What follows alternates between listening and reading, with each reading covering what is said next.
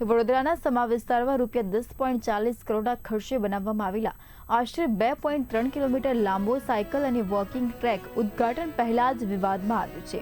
Track હજુ લોકો માટે ખુલ્લો મુકાયો નથી, પરંતુ અનેક સ્થળોએ પેવર બ્લોક ઉખડી જતા અને વરસાદી પાણી ભરાઈ જતા તેની હાલત બિસ્માર બની ગઈ છે।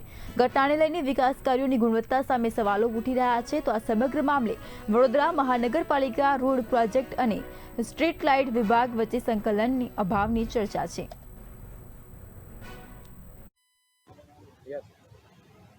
વડોદરા શહેરમાં હજી વરસાદ નથી પડ્યો તે પહેલાં જ વડોદરા શહેરના સમા વિસ્તારમાં સાયકલ ટ્રેક ને વોકવે ટ્રેક જે બનાવ્યો છે એમાં વોકવે ટ્રેકના જોવા જઈએ તો મોટા ભાગના જે પેવર બ્લોક છે ઉખડી ગયા છે। પેવર બ્લોક ઉખડવાના કારણે બાજુમાં સાયકલ ટ્રેક છે એને પણ નુકસાન થવાની ભીતિ દેખાઈ રહી છે।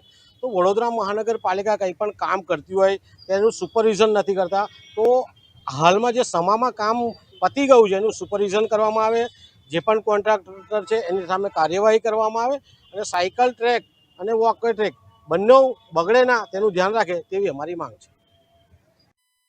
આપે શું કામ કર્યું ત્યાં? અમે ત્યાં સાયકલ ટ્રેકની અંદર પોલ ઊભા કરીને લાઇટિંગ કરવાના છે। તો જે પાછળનો ભાગ જેની અંદર પ્લાન્ટેશન થવાનું છે, જે માટીવાળો ભાગ છે એની અંદર DWC પાઇપ કેબલ નાખવા માટે દબાયેલી છે। તો એ સંકલન નહોતું કર્યું? તમે પહેલા નહોતી કરી દેવાની કામગીરી? સંકલન કરેલું જ હતું, એમનું માટી પુરાણ થઈ એના પછી અમે આ કામગીરી ચાલુ કરેલી છે। તો રોડ પ્રોજેક્ટનું એવું કહેવું છે કે સ્ટ્રીટ લાઇટ વિભાગે કામગીરી કરી અને કારણે ઉખડી ગયા। અમે કાચા ભાગની અંદર પાછળનો જે માટી પુરાણ છે ને એ ભાગની અંદર જ પાઇપ દબાવેલી છે। તો ત્યાંથી પાણી તો જાય ને? કાચા ભાગમાંથી પાણી તો જશે। તો એ તમારી ભૂલના કારણે થયું છે?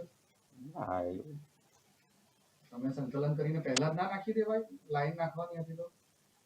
સંકલન કરીને જ એમની સાથે કામ સંકલન કરીને જ પાઇપ સાયકલ ટ્રેકનું કામ દિવ્ય શક્તિ કન્સ્ટ્રક્શનને સોંપવામાં આવેલું છે અને એ કામગીરીમાં સાયકલ ટ્રેક પ્લસ ફૂટપાથની કામગીરી સાથેનું કામ છે, જેમાં પૃથ્વીરાજ સર્કલથી છાણી કેનાલ તરફના ભાગમાં જે ફૂટપાથની કર્બિંગ છે એના પાછળના ભાગમાં સ્ટ્રીટ લાઇટ ડિપાર્ટમેન્ટ દ્વારા એમના કેબલ નાખવાની કામગીરી શરૂ થયેલી હતી અને એ પ્રોપર પ્રાથમિક દ્રષ્ટિએ સ્થળ વિઝિટ કરેલી છે અમારા એન્જિનિયરશ્રીએ અને એવું જ જણાવી આવેલ છે કે એનું પ્રોપર ફિલિંગ ન થવાને લીધે પાણી અંદર ઉતરવાથી એ થોડાક પોર્શનમાં સેટલમેન્ટ થયેલું છે પેવર બ્લોકનું, જેનું રિપેરિંગ અમે સંબંધિત કોન્ટ્રાક્ટર પાસે ગઈકાલથી શરૂ કરાવેલ છે।